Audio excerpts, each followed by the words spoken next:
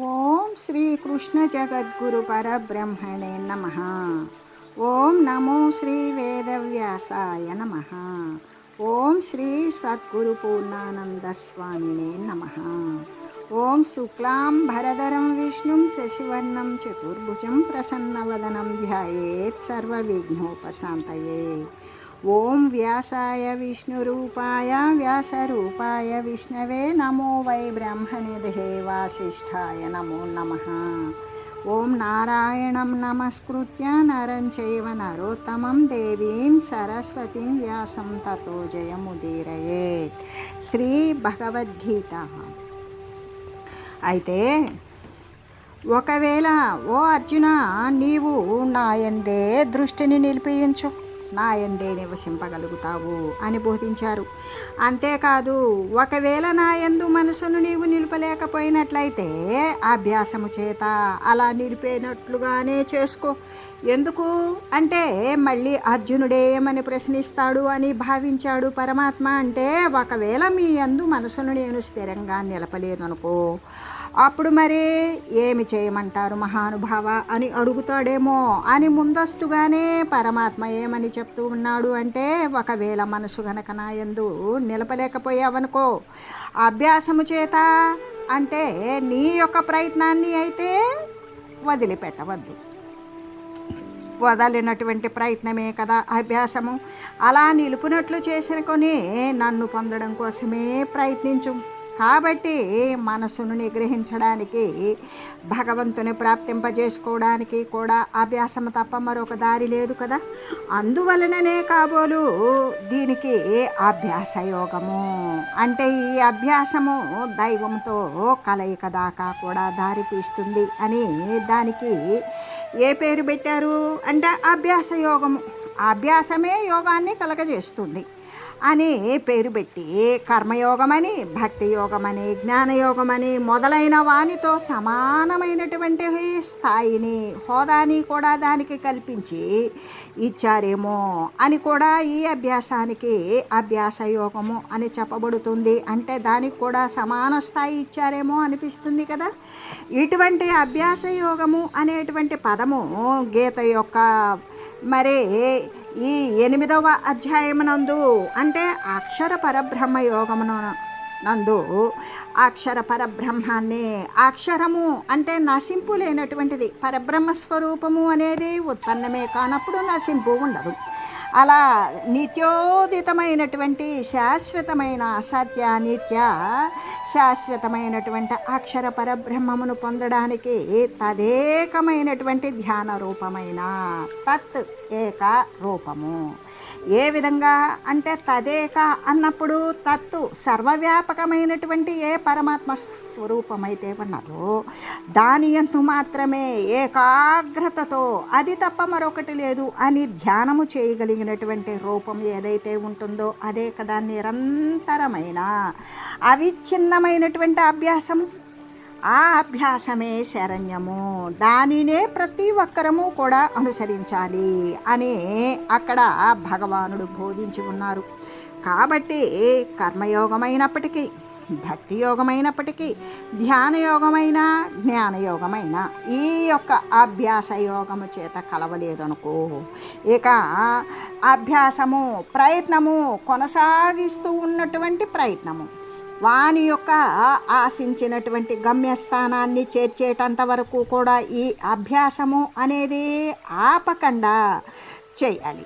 అలా ఈ అభ్యాస యోగముతో కనుక ఈ కర్మయోగమైన, భక్తి యోగమైన, ధ్యాన యోగమైన, జ్ఞానయోగమైన ఈ అభ్యాస యోగముతో కలవలేదనుకో, ఇక ఎటువంటి పరిపక్వతను పొందదు, ఒక దృఢత్వాన్ని కూడా పొందడు. కాబట్టి ఏ యోగమైనప్పటికీ కూడా నువ్వు కర్మయోగాన్ని అనుసరించు, భక్తి యోగాన్ని అనుసరించు, ధ్యాన యోగాన్ని అనుసరించు, జ్ఞానయోగాన్ని అనుసరించు. ఏది చేయాలన్నా ఒక కొనసాగింపుతో కూడినటువంటి స్వకీయమైనటువంటి ప్రయత్నము, అదే అభ్యాస యోగము అని కదా చెప్పబడింది. ఆ అభ్యాస యోగము చేత ఏ యోగాన్ని అనుసరించినా కూడా దానిలో ఎటువంటి పరిపక్వత ఉండదు, దృఢత్వము ఉండదు. ఏ యోగమైనప్పటికీ కూడా చిట్ట చివరకు ఒక ఫలితాన్ని పొందాలి, సక్రమమైనటువంటి గమ్యస్థానాన్ని చేరాలి అంటే అభ్యాస యోగాన్ని ప్రతి ఒక్కరము కూడా ఆశ్రయించవలసిందే. అయితే అసలు ఈ అభ్యాసము అని చెబుతూ ఉన్నారు కదా, ఈ అభ్యాసము అనేది ఎప్పుడు చేయాలి అంటే దీనికి సమాధానం కూడా ఈ భగవద్గీత యందు, ఈ గీత యందు పరమాత్మ తెలియజేసే ఉన్నాడు. ఏంటది అంటే నిరంతరము అని చెప్పబడింది. ఏ విధంగా? నిరంతరము. ఈ సమయంలో చేయు, ఆ సమయంలో చేయు, ఆ ప్రదేశంలో చేయు, ఈ ప్రదేశంలో చేయు అని చెప్పల. నిరంతరము అంటే నిర్విరామంగా, ఎటువంటి విరామ దశ ఇవ్వనవసరం లేదు. అంటే ఇక్కడ కాయిక కష్టమా? కాదు, మానసికపరమైనటువంటి జ్ఞాన సంబంధమైన దృఢతర పటుత్వం అని కదా చెప్పబడింది. అందుకని ఈ అభ్యాసము ఎప్పుడు చేయాలి అంటే నిరంతరం చేయొచ్చు. ఎందుకు అంటే మాయా అనేటువంటిది ఒకవేళ ఎప్పుడైతే మనం దానికి గ్యాప్ ఇచ్చామో, దానికి విరామాన్ని ప్రకటించుకొని కూర్చున్నామో, అప్పుడు మాయా అనేటువంటిది జగత్ సంబంధమైనటువంటి స్థితి మహాప్రమాదకరమై ఉన్నది. అందువలన అది పొంచి ఉంటుంది ఎల్లప్పుడూ కూడా. ఎవడైతే సాధన చేసేటువంటి సాధకుడు ఉంటాడో వాడు ఏ కొంచెం సేపైనా సరే అజాగ్రత్తగా ఉన్నట్లయితే, ఏమరపాటు కలిగి ఉన్నట్లయితే వెంటనే వచ్చి వాడిని ఆవహిస్తుంది. ఏంటది? మాయ అనేటువంటిది. మళ్ళీ మాయకు లోబడిపోయాడా, మళ్ళీ వాడు జగత్ సంబంధమైనటువంటి దేహ సంబంధమైన రాకపోకలు, జనన మరణ ఈ యొక్క సాగరమునందు వాడు పడి కొట్టుకుని ఉండవలసిందే. అందుకని సాధకుడు ఎల్లప్పుడూ కూడా ఎల్లవేళలా సర్వకాల సర్వావస్థల యందు కూడా వాడు జాగరూకుడయ్యే ఉండాలి. లేకపోతే ఏ విధంగా? తస్మాత్ సర్వేషు కాలేషు మామనుస్మర అని తెలియజేసినట్టుగానే ఎల్ల కాలముల యందు నిద్ర లేచింది మొదలు నిద్రపోయేటంత వరకు తన మనసు ఆలోచన శక్తి అనేటువంటిది నశింపచేసేటంత వరకు, తన యొక్క మనసు నిగ్రహం నిరోధించబడేటంత వరకు కూడా ఎల్ల కాలముల యందు కూడా నన్నే స్మరణ చేయు, నన్నే స్మరించు అని భగవానుడు ఎందుకు తెలియజేశాడు అంటే ప్రొద్దున స్మరించు, మధ్యాహ్నం స్మరించు, సాయంత్రం మాత్రమే స్మరించు అని ఎందుకు చెప్పలేదు? ఈ సమయమే స్మరించేటువంటి వేళ ఇది ఇందులకు కారణము అంటే మా కామాదులు, కామము, క్రోధము, లోభము, మోహము, మదము, మత్సరము అనేటువంటి యొక్క కామాదులు ఏవైతే ఉన్నావో అవి జీవునికి నిరంతరం కూడా శత్రువులే అయి ఉన్నాయి. అవి ఎక్కడ ఉన్నాయి? కంటికి గోచరము కాకుండా ప్రతి ఒక్క జీవి యొక్క అంతర్గతమునందే ఉండి ఉన్నవి. కాబట్టి అవి శాశ్వతమైనటువంటి శత్రువులు, నిత్యవైరులు. అందుకే జ్ఞానినో నిత్యవైరిన. జ్ఞానకులకు ఎవడైతే జ్ఞానముతో కూడి ఉన్నటువంటి సాధకుడు ఉంటాడో వానికి ఎల్లప్పుడూ కూడా నిత్యము కూడా శాశ్వతమైనటువంటి శత్రువులు. అవి సాధకుని కబలించవేయడానికి ఎట్లా అంటే ఎవడైతే సాధన చేస్తూ ఉన్నాడో వాడిని కబలించి వేయడానికి, మళ్ళీ మాయలోకి లాక్కు రావడానికి, ఈ యొక్క దేహమే సత్యము అని తెలియజేయడానికి, ఈ ప్రపంచ సంబంధమైనటువంటి వస్తువులే నిత్యము అని తెలియజేయడానికి, ఈ యొక్క శరీరాలు మళ్ళీ మళ్ళీ పునరావృత్తి కలిగి ఉండడానికి ఈ మాయ అనేటువంటిది కబలించి వేయడానికి ఎల్లప్పుడూ కూడా సాధకుణ్ణి మరి కాచుకొని ఉంటుంది. అవి ఎప్పుడు వాడు ఏమరపాటు కలిగి జాగరూకత అనేది ఏమాత్రము లోపించినా కూడా అది వెంటనే వాడిని ఆవహిస్తుంది. అందుకు కాబట్టి అవి ఎల్లప్పుడూ కూడా సర్వసన్నద్ధాలై సదా కాచుకొని ఉంటున్నవి. కాబట్టి ఈ యొక్క అరిషడ్ వర్గాలు సాధకుడైనటువంటి వాడు ఏం చేయాలి? వాటిపై విజయం సాధించాలి. ఎల్లప్పుడూ కూడా కోరికకు తావివ్వకూడదు. కోరికే లేకపోతే కోపము రాదు. కోపము లేకపోతే ఆ వస్తువుపై లోభము ఉండదు. ఆ యొక్క లోభత్వము అనేది నశించిందా ఇక దేనిపై మోహము ఉండదు. ఏ వస్తుతతి వాసనలు నిర్మూలించబడినవో మదము మత్సరము అనేటువంటివి కూడా ఉండవు. కాబట్టి అటువంటి వాని మీద విజయం సాధించడానికి ఆ సాధకుడు ఎల్లప్పుడూ కూడా ఎటువంటి దానితో సిద్ధంగా ఉండాలి? వివేకమైనటువంటి ఖడ్గంతో. ఆ వివేకము నిత్యానిత్య వస్తు వివేకము. అందుకే సాధకుడికి అభ్యాసం అనేటువంటిది సదా కుదరనప్పుడు వాడు వైరాగ్యము అనేటువంటి సహాయం తీసుకోమని మనకి ముందు పరమాత్మ తెలియజేసి ఉన్నారు. అలాగనే వైరాగ్యము అంటే ఇక్కడ నిత్యానిత్య వస్తు వివేకము అంటే నిత్యమైనదేమిటి?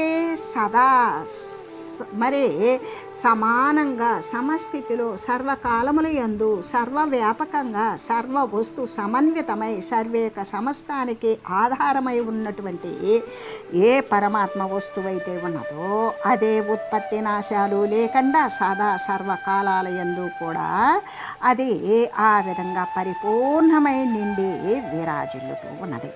మరి దానిని ఆసరా చేసుకొని వచ్చిపోయేటువంటి ఈ ప్రాపంచక సంబంధమైనటువంటి దేహ లోకాలు, ఈ దృశ్యమాన వస్తు జగత్తులు ఇవన్నీ కూడా వస్తూ ఉంటాయి, పోతూ ఉంటాయి. కాబట్టి వచ్చిపోయేటువంటిది అస్థిరము, స్థిరమైనటువంటిది పరమాత్మ వస్తువు అనేటువంటిది వివేకము.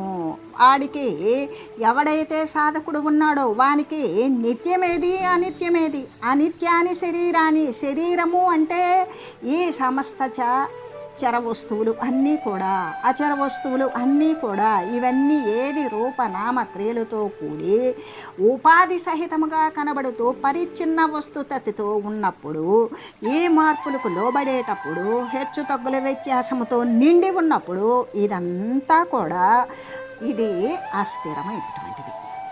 అసలు ఎప్పుడూ కూడా ఈ అస్థిరమైనటువంటి దానికి స్థిరమైనటువంటిది ఒకట ఆశ్రయం ఉన్నది, ఆధారం ఉన్నది. ఆ ఆధార వస్తువు సర్వము వ్యాపించిన వస్తువుని ఒక పరిచ్ఛిన్నమైనటువంటి కంటితోటో పరిచ్ఛిన్నమైనటువంటి లేనిదే ఉన్నట్లుగా ఆభాస మాత్రంగా ఉన్నటువంటి మనసు చేత దాన్ని గోచరింపజేసుకోవాలి అంటే సర్వసత్తాక ప్రతిపత్తి కలిగినటువంటి పరమాత్మతత్వాన్ని ఈ పరిచ్ఛిన్నమైనటువంటిది గమనించగలుగుతుందా?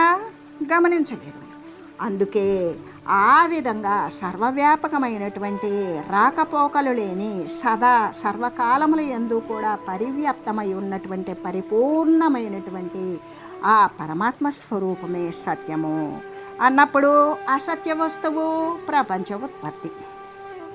ఏ ప్రపంచం అంటే ఈ యొక్క ఆకాశవాయు అగ్ని జల పృథ్వీలతో ఈ ఐదింటి యొక్క సమ్మిశ్రంతో ఏర్పడినటువంటి ప్రతి ఒక్క వస్తువు కూడా పరిచ్ఛిన్నత్వాన్ని కలిగి ఉన్నది. కాబట్టి ఈ పంచభూతాలే పరిచ్ఛిన్నత్వాన్ని కలిగి ఉన్నాయి. కలిగి ఉన్నప్పుడు దానితో తయారైన ప్రతి వస్తువు కూడా పరిచ్ఛిన్నత్వమే కదా. ఇవి వచ్చిపోయేటువంటి స్థితులు కలిగినవే కదా. స్థిరముగా ఒకే రూపముతో ఉండేటువంటివి శాశ్వతమైనవి కాదు కదా. అవన్నీ కూడా అసత్యమే అని ఎప్పుడైతే అసత్య వస్తువును గురించి విచారించి సత్య వస్తువును స్థిరమని మరి నమ్మి ఉన్నాడు, అటువంటి వివేకము అనేటువంటి ఖడ్గాన్ని ధరించినటువంటి వాడే ఈ యొక్క సదా కాచుకొని ఉండేటువంటి ఈ యొక్క నిరంతర శత్రువులైనటువంటి జ్ఞానికి ఏవైతే ఉన్నవో మాయ అనబడేటువంటి ఈ 6 రకాలైనటువంటి కామాదులను కూడా ఎల్లవేళలా సాధకుడిని కబలించి వేయాలని చూసేటువంటి ఈ కామాదులను ఎల్లవేళలా కూడా వివేకము అనేటువంటి పరమాత్మ వస్తువే సత్యము, ఈ ప్రాపంచక స్థితి అసత్యము అనే భావనతో ఎల్లవేళలా సిద్ధంగా ఉండాలి. దానికే కదా తస్మాత్ జాగ్రత్త జాగ్రత్త అని శాస్త్రాలు కూడా హెచ్చరిస్తూ ఉన్నవి. నువ్వు జాగ్రత్త పడు అనే చెప్తూ ఉన్నాయి. దానికి ఆ చెప్పడానికి కూడా కారణం ఇదే అయి ఉన్నది.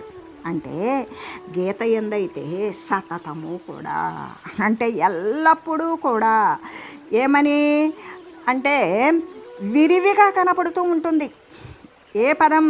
తస్మాత్ జాగ్రత్త జాగ్రత్త అంటే నువ్వు జాగ్రత్త పడు. నీవు మాయ అనేటువంటిది నిన్ను కబలించి వేస్తుంది. నువ్వు సత్యాన్ని గుర్తెరిగినప్పుడు అసత్య సంబంధమైన మాయ నిన్నేమీ చేయలేదు అనేటువంటి విషయం నువ్వు గమనించి ఉండు. అందుకే ఈ జాగ్రత్త అనే పదం అనేటువంటిది ఈ గీతలో అనేక పర్యాయాలు కూడా కనిపిస్తూ ఉన్నది. అంటే నిరంతరమైనటువంటి సాధనను ఆశ్రయించవలసిందే. ఈ సాధన ఎల్లవేళలా చేసేటువంటి అభ్యాసము మాత్రమే యోగాన్ని పొందింపగలుగుతుంది అనే కదా భగవానుడు ఆదేశిస్తూ ఉన్నాడు. అయితే ప్రారంభ దశలో అయితే ఎలాగంటే ముముక్షువు అనేటువంటి వాడు అంటే నిర్వాణ స్థితిని పొందాలని, మోక్షము చెందాలని, మోహాన్ని నశింపజేసుకున్నటువంటి వాడు ఏం చేస్తాడు అంటే తను ధ్యానం చేయాలన్నా, జపం చేయాలన్నా, మరి ఇంకేదైనా స్మరించాలన్నా కొన్ని సమయాలను ఏర్పాటు చేసుకుంటాడు. అది ఏమవుతుంది, క్రమానుగతంగా ఒక నియమిత కాలం అనేటువంటిది క్రమంగా వానిని పెంచివేస్తుంది. నిరంతరం కూడా వాడు పెంచుకుంటూ అదే ప్రయత్నాన్ని ఇంకా వృద్ధి చేసుకుంటూ ఉన్నప్పుడు నిరంతరమైనటువంటి దైవం యొక్క భావన కోసమే ప్రయత్నించాలి. అందుకే స్థిత్వాస్యామంతకాలేపి అంటే తన యొక్క శరీరము అనేటువంటిది నశించేటంత వరకు అనేటువంటిది భౌతికమైనటువంటి అర్థమైతే అంత్యకాలం వరకు కూడా, అంత్యకాలం ఎప్పుడు జీవి నశించడం పరమాత్మతో ఏకీకృతం అయ్యేటువంటిదే అంత్యకాలం.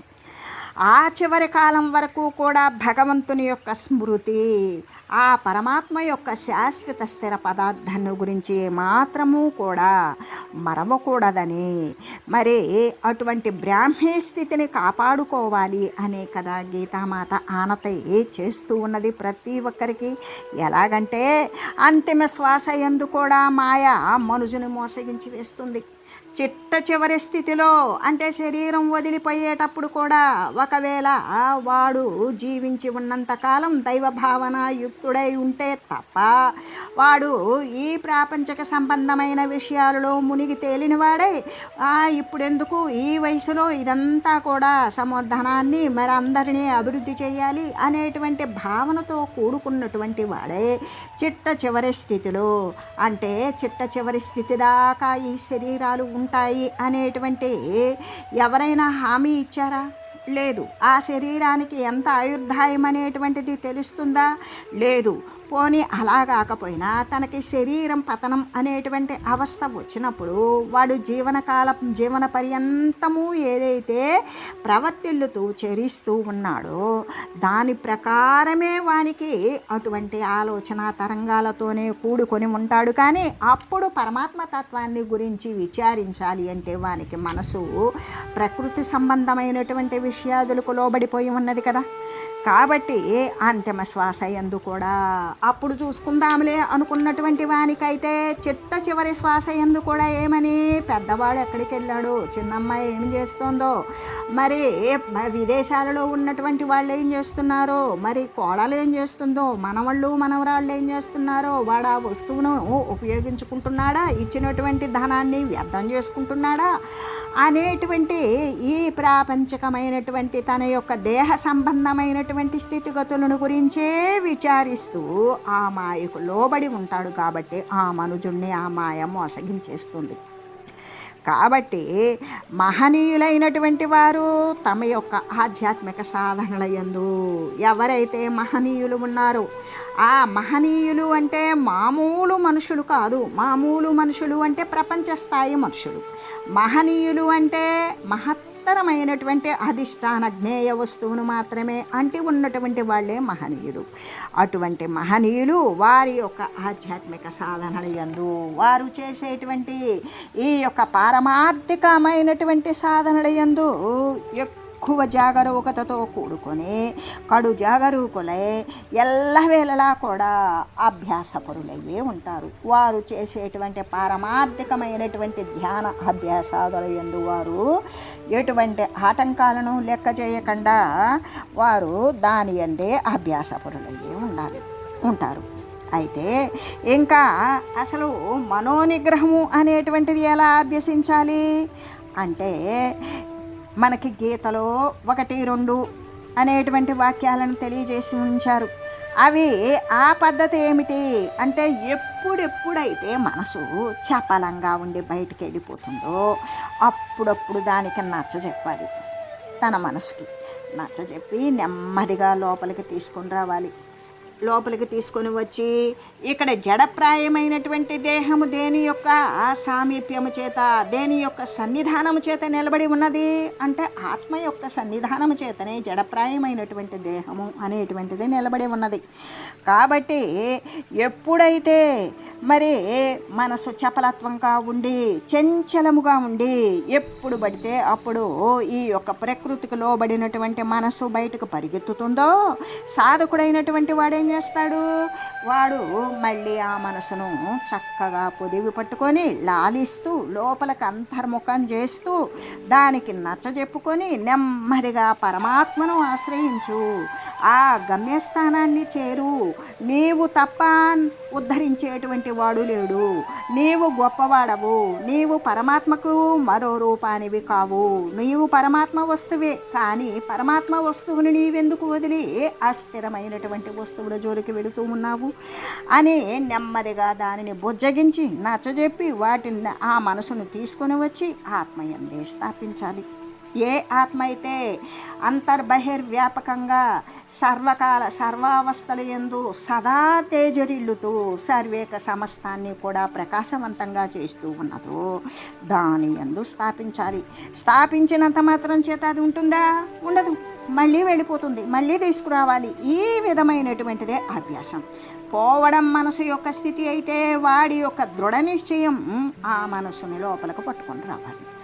ఈ విధంగా అంటే దృశ్య పదార్థాల యందు ఈ యొక్క ప్రకృతికి సంబంధించినటువంటి ఈ పదార్థాల యందు వాడు దుఃఖ దోష అనుదర్శనం అనేటువంటిది గావిస్తూ ఉండాలి. అంటే ఆ ప్రకృతి విషయాల యందు దాని యొక్క అసత్యత్వం, దాని యొక్క మార్పులు, దాని యొక్క అనిత్యత్వం, దాని పట్ల ఉన్నటువంటి దుఃఖభూయిష్టమైనటువంటి విషయాలు వీటన్నింటినీ కూడా విచారిస్తూ దానిని గురించి దర్శిస్తూ ఎల్లప్పుడూ కూడా అటువంటి అభ్యాసం చేస్తూ ఉన్నప్పుడు ఆ దుఃఖాన్ని బాపుకోవటానికి పరమశాంతిని, శాశ్వతమైన శాంతిని పొందాలి అంటే పరమాత్మ వస్తువే సత్యము నిత్యము అని భావిస్తూ ఆ విధంగా దృశ్య సంబంధమైనటువంటి పదార్థాల యందు దుఃఖాలను గురించినటువంటి విషయాలను గురించి తెలుసుకుంటూ దాని యొక్క మార్పులు చేర్పులు మనసుకు నచ్చజెప్తూ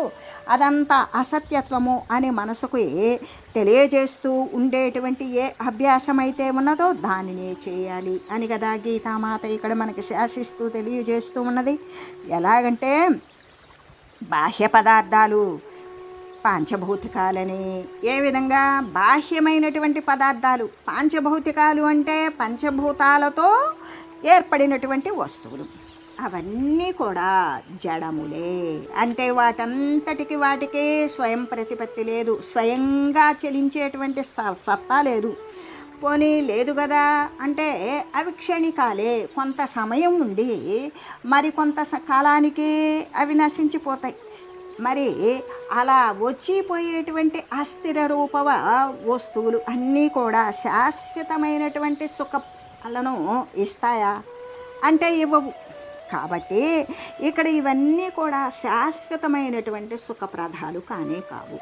శాశ్వతమైన నిత్య నిరతిశయానందమైనటువంటి ఆనందాన్ని, సుఖాన్ని ఇవి ఏ యొక్క బాహ్య పదార్థాలైనటువంటి ఈ జడాలైనవి, క్షణికములైనటువంటివి, పంచభౌతికాలు అంటే పంచభూతాలతో నిర్మితమైనటువంటివి ఇవేవి కూడా శాశ్వతమైనటువంటి సుఖాన్ని ఇచ్చేటువంటివి కావు అని మనసుకి, మన సంబంధమైనటువంటి ఇంద్రియాలకు కూడా బాగా బోధించాలి, తెలియజేయాలి. అంటే తనకై తన కోసము తనే విషయాన్ని విచారించాలి. ఇక్కడ విచారము అంటే దుఃఖము అనేటువంటిది కాదు. విచారము అనేటువంటిది ఆలోచన కలగజేయాలి. ఎవరికి? మనసుకు కలగజేయాలి. బాహ్య పదార్థాల వైపుకి ఎప్పుడైతే పరిగెడుతుందో వాటి యొక్క అసత్ విషయాలను, అసత్ స్వరూపాన్ని గురించి వివరించాలి. అలా వివరించి ఇక వాటి యందు అవి మనసు అనేటువంటిది ఆసక్తిని వదులుతుంది. అవి వదిలిపోయినప్పుడు అది ఒక్కసారికి వదులుతుందా? ఒక్కసారి బోధ చేత మనసుకు తాను నచ్చజెప్పుకున్నంత మాత్రం చేత వదులుతుందా అంటే అదే అభ్యాసము. ప్రతిరోజు కూడా అది వశపడేటంత వరకు, మనసు తాను ఎక్కడ నిలబెడితే అక్కడ నిలబడేటంత వరకు కూడా దానిని గురించి తెలియజేయాలి. అలా తెలియజేయగా మనసు మమేకమవుతుంది బోధతో. మమేకమైనప్పుడు విషయ సంబంధాల పట్ల ఆసక్తిని వదిలివేస్తుంది. ఆ విషయ సంబంధాల పదార్థాల పట్ల ఆసక్తి ఎప్పుడైతే వదిలిందో అది అధిష్టానమైనటువంటి ఆత్మయందే నిలకడను కలిగి ఉంటుంది. ఎందుకు? ఆ స్థిరమైనటువంటి పదార్థాన్ని, పరమాత్మ తత్వాన్ని గురించి మనం పదే పదే తెలియజేశాం. అస్థిర వస్తుతని గురించి కూడా తెలియజేసినప్పుడు విఘ్నత కలిగినటువంటి మనసు ఏం చేస్తుంది? ఆ సత్స్వరూపాన్ని వదిలివేసి శాశ్వతమైన సత్యస్వరూపాన్నే కదా నెలకొని ఉంటుంది. ఆ విధంగా నిలకడ కలిగి ఉంటుంది. కాబట్టి విషయాల పట్ల ఎవరికైతే విరక్తి కలిగినటువంటి సాధకుడు ఉంటాడో వానికి ఈ యొక్క దృశ్యమాన పదార్థాల పట్ల ఎల్లప్పుడూ కూడా విరక్తి, అసత్య భావనే కలిగి ఉండడం అనేటువంటిది వానికి తప్పనిసరి అవసరమై ఉన్నది. అలా కాకుండా భోగైశ్వర్యాల మీద గనక మనసు ఉరుకుతూ ఉన్నదనుకో, ఈ ప్రాపంచక సంబంధమైన పదార్థాల పట్ల అభిలాష కలిగి ఉన్నదనుకో, అప్పుడు ఏమవుతుంది అంటే అదే అధ్యాయంలో, అదే సాంఖ్యయోగంలో 44వ శ్లోకంలో భోగైశ్వర్య ప్రసక్తానం తయాపహృత చేతసాం వ్యవసాయాత్మక బుద్ధి సమాధౌన విధీయతే అని శ్రీకృష్ణమూర్తి సెలవిచ్చినట్లుగానే ఆ యొక్క విషయ సుఖాల చేత మనసు లాగివేయబడడం చేత ఈ యొక్క ప్రాపంచిక సంబంధమైన వస్తువుల పట్ల ఉన్నటువంటి అనుభవయోగ్యములైనటువంటి విషయ సుఖాల చేత మనసు ఎప్పుడైతే లాగివేయబడుతుందో వానికి ధ్యాన నిష్ఠయందు చిత్తము ఏమాత్రమూ నిలకడలేకుండా ఉంటుంది. ఇంకా మళ్ళీ కూడా భోగ్య పదార్థాలైనటువంటి ప్రాపంచక నిర్మితమైనటువంటి విషయ సంపదలను గురించి, విషయ సుఖాలను గురించే ఆలోచన చేస్తూ ఉంటుంది. అలా బాహ్యమైనటువంటి ఆలోచన చేసేటువంటి చిత్తానికి ఏమాత్రమూ కూడా నిలుకడ అనేది ఉంటుందా? ఉండదు. కాబట్టి సాధకుడైనటువంటి వాడు ఏం చేయాలి? మొట్టమొదట అంటే ప్రయత్నపూర్వకంగానే విషయాల పట్ల అస్థిరత్వాన్ని గురించి తెలియజేయాలి. ఆ విషయాల యందు విరక్తిని అభ్యాసం చేయాలి. చేసినప్పుడు మనస్సు అక్కడ నుండి నెమ్మదిగా మరలించబడుతుంది. మరలించినప్పుడు ఆత్మయందు దానిని నెలకొల్పటం అనేటువంటిది చేయాలి సాధకుడు అని తెలియజేస్తూ, ఓం మంగళం పావన గీతామాత జయ మంగళం భక్తజనావని బంధ విమోచనే భవభయహారిణి భవ్యదాయిని మంగళం. ఓం మంగళం శ్రీ కురుక్షేత్ర రణక్షోణి విహారిణే పార్థసారథి రూపాయ గీతాచార్యాయ మంగళం. ఓం మంగళం మహా